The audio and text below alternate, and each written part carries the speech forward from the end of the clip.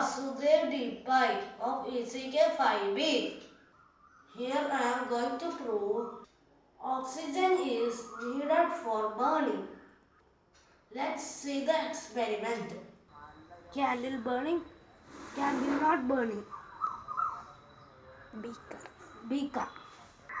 It is burning before it gets oxygen.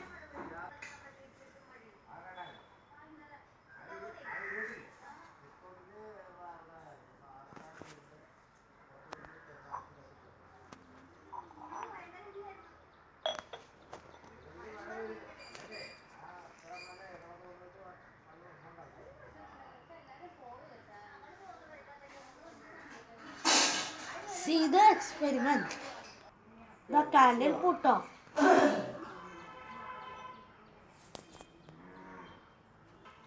So oxygen is needed for burning. Thank you.